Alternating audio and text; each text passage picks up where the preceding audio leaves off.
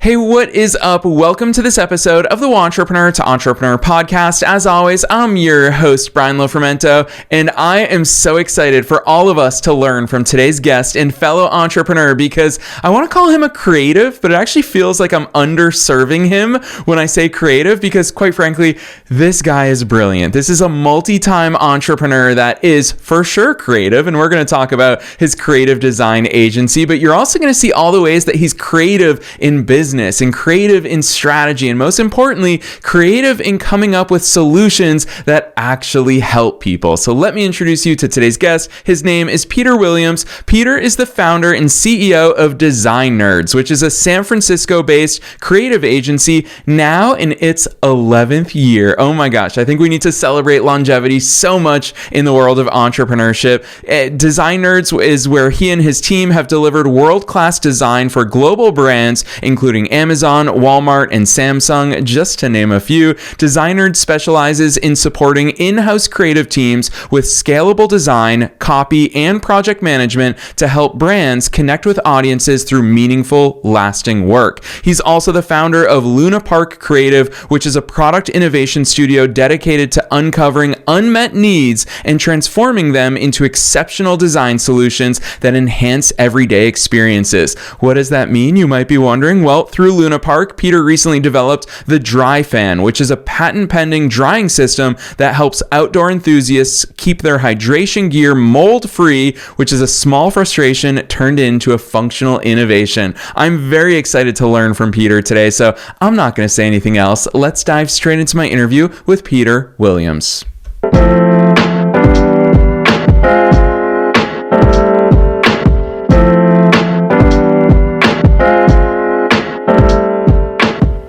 All right, Peter, it is such a treat to have you here with us today. First things first, welcome to the show.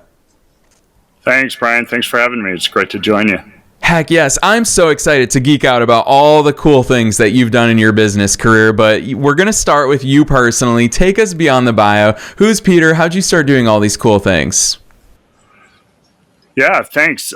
So I guess I started more than 2 decades ago, working in an agency, doing production work. It encompassed sort of everything within the organization. So I was supporting photography, I was supporting video, I was supporting live events, I was supporting graphic design, animation, editing, kind of everything that they did within this organization. And when I started there, not a lot of experience. They kind of gave me keys to the building and said, do whatever you want here in terms of, trying to expand on my own abilities. And so I took advantage of that and would work every night until midnight, trying to learn all these tools that I had never seen before. And, fast forward, that's back in Ohio, fast forward to California. I'm a commercial photographer after many years of working at various companies, and had the opportunity to start my own agency with a fellow coworker from another agency, and we started Design Nerds. Had a different name when we first kicked it off, but I took the decades of experience and put it towards this business, which is now, I'd say we're a medium-sized company. I have 22 employees. They're all over the globe. It's kind of an interesting journey from where we are now, having staff, near shore and offshore. But yeah, it's been an incredible journey with the success of Design Nerds. As you mentioned, I started Luna Park Creative. It's another business where I'm just trying to develop products that I am inspired to produce and inspired by, making my life better and those around me. With innovation that's really just sort of simple and meaningful.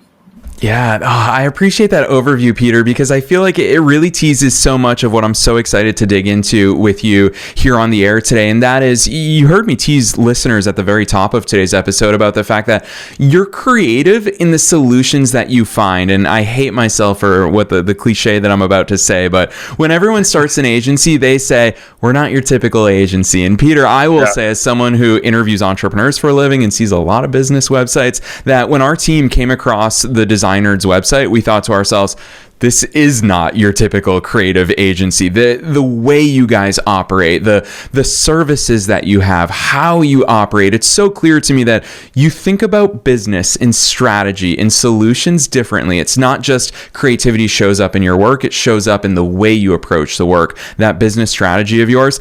Talk to us about those building elements of Designers and how you've so intentionally and strategically structured it in a way that in and of itself is creative as well. Yeah, well, I think you're right. Every creative agency says, yeah, we're unique, we're different for a million different reasons. I think Designers has really come to be a very excellent agency, in part because I had to sit in the seats where my designers sit every day, my creative team. And, most of what I would like them to do is the kind of work that I did, and seeing the value in, the details and paying attention to what we're being asked to do, but providing solutions that aren't really just like, okay, I did exactly what you told me to do in this document and we're done now. It's more about thinking holistically about, what's the real problem that we're trying to solve for, and creativity. When it comes to an agency that does a lot of graphic design for big companies, a lot of the times they don't know what the solution is. They're asking for something very specific and a deliverable, but oftentimes it's just because they haven't thought of alternative solutions. And so I, for one, when anybody's asking me for support, I try to think about, okay, so what is it that you're trying to accomplish? Not just what is it that you want me to deliver? And then based on the response, I sometimes have other ideas. And sometimes those ideas become the new scope of work, a revised scope of work, a different approach that they hadn't really considered. And, I would say that every design project then becomes sort of strategic in nature. And so, what I've looked for in building my team is other people that think that same way, that, they've got the hard skills of being, a really good designer or a really good copywriter or a really good project manager. Those are sort of our foundational, services in terms of, the staff that we bring. But, when they're asked to solve a problem, how are they going to solve it? Are they going to just execute exactly what's been asked, or are they going to kind of push the envelope in, their own planning when they're going about the work? And that doesn't have to mean a major, consideration of changing everything about a project. It's just being open to solutions that, could push the project a little bit further. And so that's really the differentiator for us. I think we're unique in that regard. The other thing that we do that I think is pretty unique is that we really become embedded with the in-house creative teams that we serve. And you said that at the top of this, but what that means is, a good example is Samsung was one of our first really big clients. We were fortunate enough to work with them in a retained capacity for almost 8 years. But what was, I think, really striking for them at the beginning about the way we operated is, they asked us to come work at their office in Menlo Park, and we brought our iMacs in, and they were like, hey, this is Samsung, and we said, yeah, but we need our Mac computers to do the creative work. And, that solution, wasn't what they thought we were going to do. And we ended up sitting there, but everybody could come to us as though we were part of the team. And they didn't really notice that we were vendors, a third party. We were just treated like part of the group. And so people could come to us and we could execute all their creative. And, the iMac at Samsung thing became kind of a novelty and fun and a talking point that it really just helped support us, with the trust that they had in us. Yeah, I love that story, and especially I love that visual, Peter. It's such a fun and memorable one, but I want to go there because a lot of listeners, their ears are going to perk up right away thinking, gosh, you have such a cool client roster. We could talk about LinkedIn, we could talk about LG, Blink, Square, Walmart, all these cool brands that we've all heard of and that a lot of us have in our houses, and you've helped drive so much of the cool innovations that we as consumers see in the end results there. But obviously it wasn't always always this way. And you even called it out already in your overview about the fact that you didn't always have the team that you have today. All of these things have been built up over a certain amount of time, going on more than a decade now. Walk us through what that evolution looked like. Because I think on business podcasts, we always talk about that, what looks like a finished and polished product. But of course, it was that evolution and iterations, and even your brand name changed along the way. So, Peter, what were those inflection points along the way? What were those turning points? I'd love to hear that backstory. Yeah, well, a lot of entrepreneurs maybe won't talk about how it is at the beginning of building a business. And, for an agency like the one that I have today, I mean, it was a lot of grit. It was a lot of hard work, to be perfectly honest. Our very first client came out of the agency that we had been working for previously. And I was a commercial photographer by trade, working for them in a studio, shooting every day. And so we got fortunate that our very first client was the company that we had worked for before. But they were long days working in a studio and kind of just doing the daily routine, working to execute on all their creative deliveries. Samsung came to us, and we got pretty lucky with Samsung. We met with the person who was going to be leading the comms team over there. He had a whole bunch of ideas about how they were going to build this new department within the organization, and he didn't have any creative partners within the org, and so he was looking for someone that could facilitate it. And so we talked and we got along really well, and it seemed like it was going to be a great partnership. But what it took to make that successful was, I had a couple of business partners at the beginning. We put in the work, we put in the time, anything that they wanted us to execute, we would execute. And there were so many things that, I had dabbled in or that I had tried in my creative career up until that point, but maybe wasn't quite the expert in. And some of those things they were asking us to do. So I had to level up every time they had a new request, something that I wasn't real familiar with. I would have to level up, and I would have to, do my homework, and I'd put in the time so that when I would show up to their offices, I could do all the headshots of all the executives. I could do video shoots with all the executives, or I could do, ads that were going to go, for a product launch and be, national or bigger than that. And so it was just a lot of hard work that went into it. But, we set a high bar, and we continued to raise the bar with every project, and we continued to execute against that level. And, over time, when we would start to add employees and bring people in to support it, it was always looking for people that could, continue to raise the bar. And so, the building blocks of it are putting in the time. There's no shortcut, to be perfectly honest. It's doing the work. It's putting in the time. And it's something I'm actually quite proud of within the organization. I think one of the things that I really love is that because I was doing that work, we're a creative-led business. And most of all, I care about the quality of what we do. And the success of the company just follows, that, I think, desire to produce high quality work.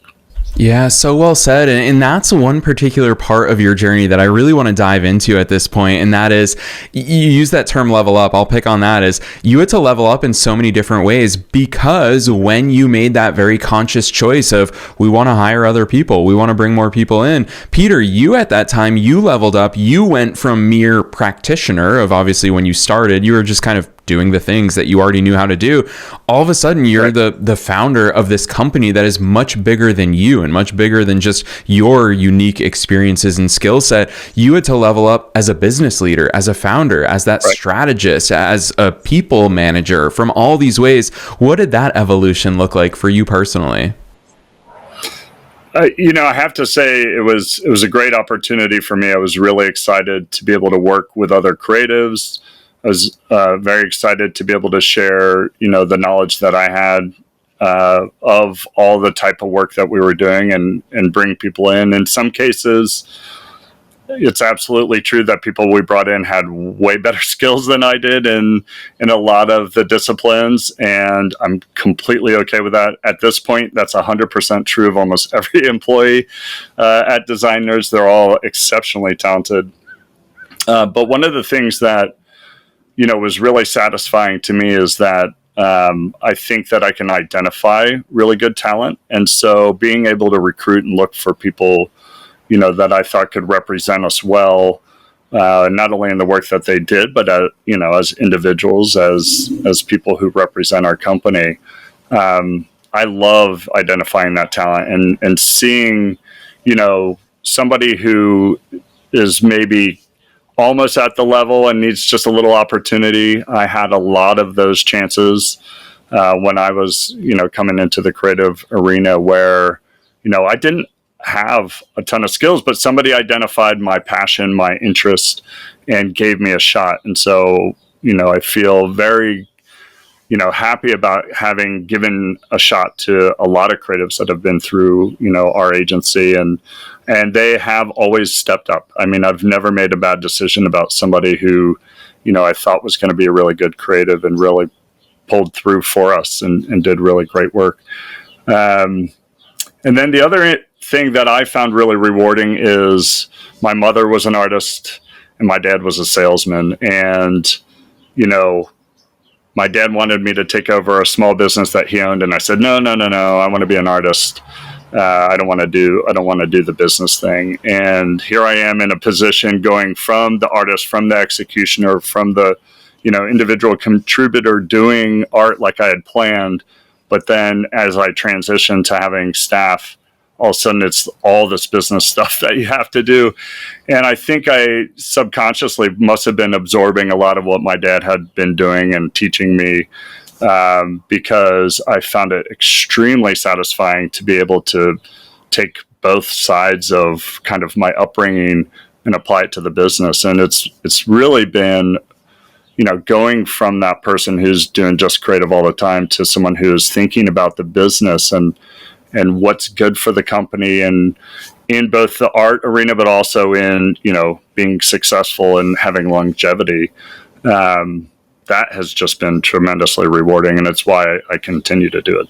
Yeah, I love that. And Peter, I tooted your horn quite a bit at the top of the episode when I said you're not just a creative, you're also very brilliant when it comes to all things business. And you're definitely showcasing that for us here today. And I know that listeners are really going to see that. And I'm going to leverage that. I love the fact that you tap into your dad's business prowess there, that it clearly passed on to you, because I'm going to leverage that prowess and that business aptitude to ask you a question that I don't think I've ever asked anyone in 1,300 plus episodes of doing this show. And that is, as you've continued to grow in that executive function, we hear from listeners, and it's going to sound like a silly question, but I know you'll give it the substance and the meat that listeners will be looking for here.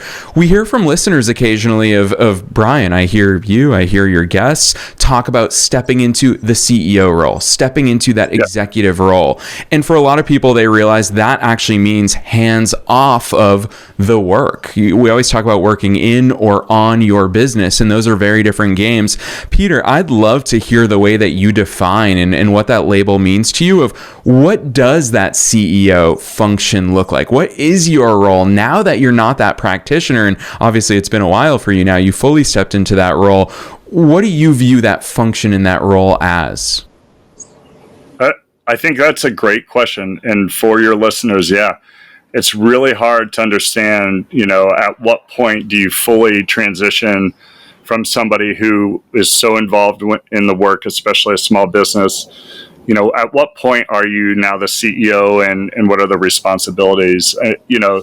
The primary responsibility for the CEO, and especially for, my perspective with my business, is the health of the business. The bottom line of the company is, to maintain our financial stability and, to continue to be operational. And, that requires a lot of strategy that's based around finance, that's based around business decisions, when we're talking about, our P&L or, our COGS and all that stuff. So I spend a lot of time with our CFO, and, going over the books and planning for, the future. And the future is everything from growth, scaling up, to, when there are financial hardships and having to scale down if that's a thing. And that has happened in both directions for us. And so it's being, putting on this other, cap of, now my responsibility is to the clients and to the employees, and to everybody who's involved with the business. And, I think the only way to make that possible is to surround yourself with really talented people. I will go on the record over and over again saying that I think I have probably one of the most talented agencies out there in terms of the people that have come and stayed within the organization. I have some really, really fantastic managers who not only understand me really well, and when I communicate to them, they know what that means in terms of, their responsibilities and their roles. Some of them have stayed for a long time. One of my directors has been with the company for 8 years, and she herself was executing design, and now just continues to level up, and now is responsible for 14 of the agency. And, we get it. We get each other. We understand, what the objectives are. I translate the business sensibilities. She takes that, she translates it to the creative end of things, and then helps make sure that we're maintaining that level. And in terms of the transition, it was fairly easy. I think little by little, I had been taking more pieces of, the business strategy or the operations or whatever, and I was adding it to my plate. I was adding that to my plate, and when we'd bring someone in for creative, I was just putting some of that on their plate and just kind of like taking from here and putting over there until eventually the responsibility is completely transitioned. And, it's not like one day you're the CEO. It happens over time.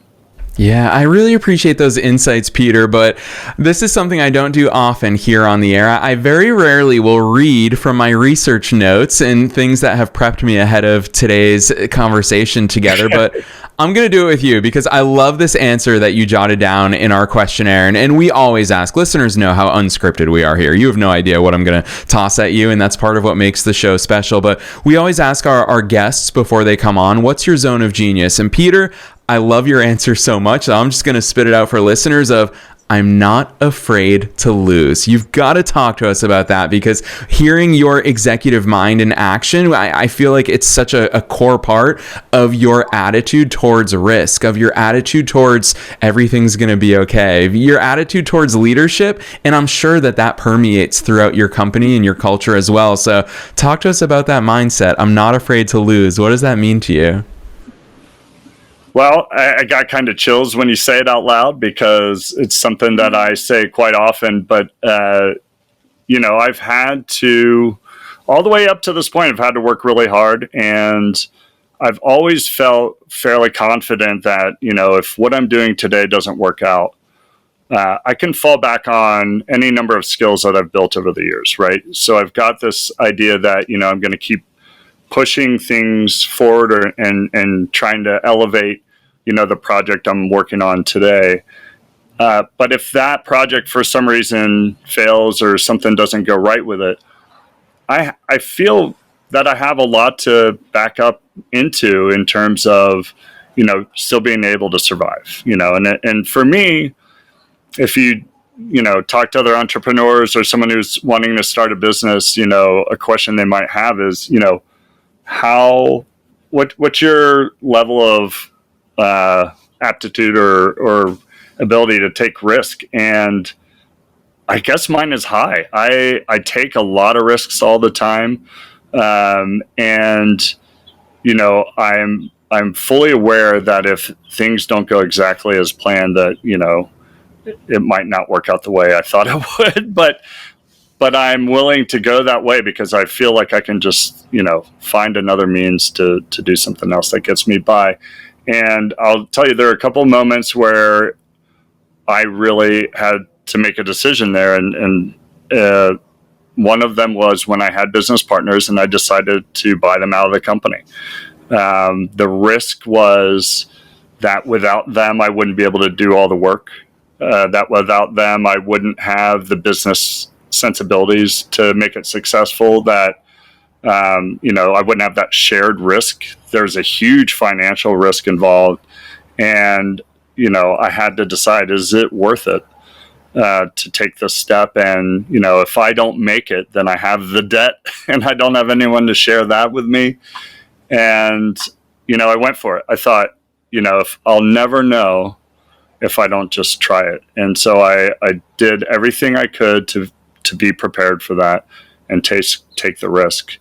And you have to have some level, I think, of interest in seeing how far you can push your own abilities and your own expertise. And it's been going quite well in that regard for Designers. I mean, Designers has been more successful since I took it over. It minimized a lot of the challenges that we had as partners, which were not agreeing on who we were as an agency. Who we were as a business was unclear because we all had sort of different ideas about that.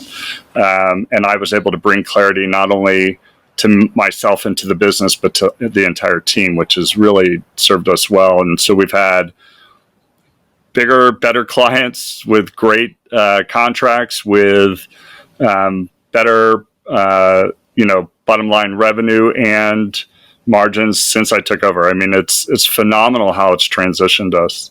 And then for my Luna Park Creative, I've been writing down ideas forever about, I wish I could do this. I wish I could do that. And finally with Luna Park, I said, you know what, I'm going to stop wishing and start doing, because that list will just be unfulfilled forever if I don't start taking action. Yes. Oh, I love that. Peter, it's so much fun getting into your executive mind. It's funny for people tuning in thinking this is someone who leads a creative agency that probably we're going to get lost in, the creative, the design, the ethereal stuff that you guys put on paper and really make brands come to life. But it's really cool hearing how strategic and tuned in that executive mind is along the way as well. I'm sure you recognize that it is a very special gift that you have, and I'm so grateful for you sharing it with us today. Speaking of that executive mind, I want to squeeze two final questions in, because I've got to ask you, just knowing that you're a multipreneur, I think there's so much value in that. And I would imagine that you steal things from both sides, where you're working on something for Luna Park and you think, gosh, we got to put that in Designers, or vice versa. I'm sure you get ideas and inspiration from everywhere. What's that look like as far as time management? Are you batching your week, dedicating certain times or days or time blocks to certain things? How are you navigating that? Yeah, it's the management of all the different projects that I have to do it somewhat in cycles. So what that means is for Luna Park Creative, right now I have 2 products that I've designed, and they're in various stages of production. And so these are consumer goods. And, when I initiated one, I got it going to a certain point, and then I initiated another. And so they weren't really overlapping at the same moments in terms of, the development of the products. And in terms of how that overlaps with Designers, I was just carving out little times of my week that I could dedicate to these other projects, or times of the day, kind of both. I would usually dedicate at the beginning of each of these projects, I would probably dedicate one day out of the week to them. And then throughout each workday, I would probably dedicate, an hour or two to work on the projects to keep things going. So, at the beginning of product development, there's a research phase. Then there's a branding and identities phase. And, I was just juggling them and trying to split my time so that I wasn't completely overwhelmed. I think it's worth saying, anybody who's going to start a business, I also, have a family. I've got 2 kids and 2 dogs. And so it's like doing all those things on top of it. You got to balance all those things so that, you're able to do everything at once. But it's carving out the right amount of time to take that one step. And it's one step at a time. Yeah, so well said. Gosh, Peter, I don't know how you're going to top all that for my final question. It's the one question I ask at the end of every episode, but that is, what's your best piece of advice for listeners? Knowing that we're being listened to by both entrepreneurs and entrepreneurs at all different stages of their own growth journeys, and also knowing that you are one of us, you're a fellow entrepreneur, what's that one thing that you want to leave them with today? I think, whatever you pursue, do it from a place of meaning for yourself. It's hard work to be an entrepreneur. It's hard work to start a business. If you are an entrepreneur, you already know that. But, it should come from a place where you get a lot of satisfaction. And, it should be rewarding. Nobody should start a business or continue to work in a business where, it's taking you down. It should be bringing you up. Yeah, so well said. It's funny how simple that advice sounds, but Peter, you're bringing me right back to certain points in my entrepreneurial journey where I've needed that reminder. And I'm so grateful for you sharing that with our listeners, because I think that it's healthy to take a step back and be like, am I having fun? Am I actually enjoying this? Because nobody's forcing us to do it. So I think that's such a strong and poignant reminder for all of our listeners worldwide. I'm also very excited for listeners to check out your work, because hearing you and I talk about it is one thing, but gosh, from the second our team landed on the Design Nerds website, we were just like, we have to reach out. We have to have Peter on the show. We're so excited. So for listeners who want to see it with their own eyes, all the cool work that you're doing across all the different channels that you're operating in, drop those links on us. Where should listeners go from here?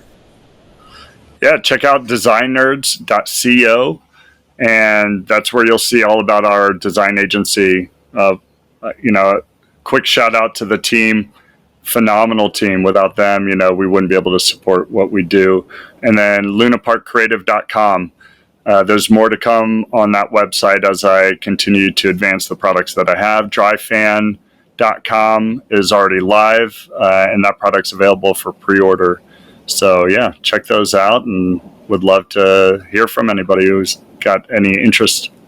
Heck yes. And listeners, you already know we're making it as easy as possible for you to find those links down below in the show notes, no matter where it is that you're tuning into today's episode. We're also linking to Peter's personal LinkedIn. So if you want to reach out to him and continue the conversation, I'm sure there's a million Peter Williamses on LinkedIn. So don't worry about finding the right one. We are linking directly to Peter's LinkedIn down below, as well as his business website. So don't be shy about checking those out. Otherwise, Peter, on behalf of myself and all the listeners worldwide, thanks so much for coming on the show today. Thank you. Appreciate it.